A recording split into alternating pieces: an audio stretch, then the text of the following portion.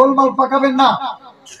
যদি কোনো মৌলবি এই কথা বলে থাকে বা বলে যে বাজারের সিন্নি খাওয়ার চাইতে শুয়োরের মাংস খাওয়া ভালো, তো আমি ফতোয়া দিচ্ছি, শরীয়তের ফতোয়া হচ্ছে, শরীয়তের বিধান হচ্ছে যে এই প্রকারের মৌলবি যদি মারা যায়,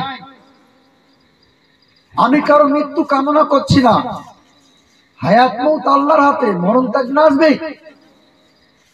এরা যখন মারা যাবে, এদেরকে যখন এই প্রকারের মৌলবি এই ধরনের কথা যারা বলে, ঘৃণা কথা বলে, তাদেরকে যেখানে কবর দেওয়া হবে, কবর দেওয়ার 100 বছর পরেও ওদের কবরে যদি কচি কচি কাঁচা কাঁচা কোন ঘাস বাইর হয়, ওই ঘাস যে পশুতে খাবে, ওই পশুর কুরবানি দেওয়াও যায় হবে না। ওই পশুর কুরবানি দেওয়া জায়েজ হবে না। মনে রাখবেন ভালো করে, এই ধরনের কথা যারা বলে। বুঝতে পারলেন কি?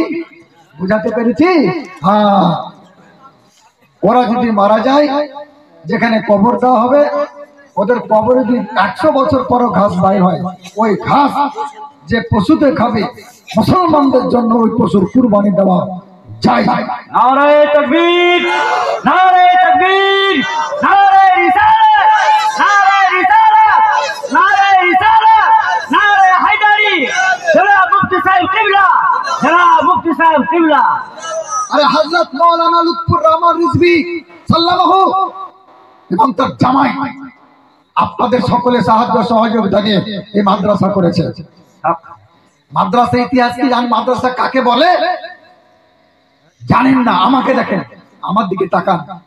পশ্চিমবঙ্গে যত বড় বড় বক্তা আছে, মুফতি আছে, মুনাজির আছে, সবাইকে দেখেন, সবার দিকে তাকান। এরা সবাই এই মাদ্রাসারই প্রোডাক্ট।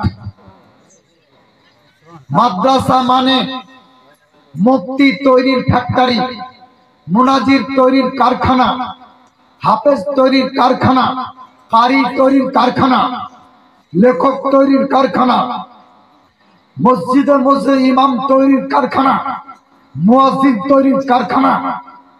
আগে মাদ্রাসা, তারপরে মসজিদ। এখানে তৈরি না হলে, আগে যেমন গম, তারপরে আটা, গমই যদি বন্ধ হয়ে যায়, আটা কোথায় পাবেন গমের? এই জন্য মাদ্রাসাকে জিন্দা রাখতে হবে।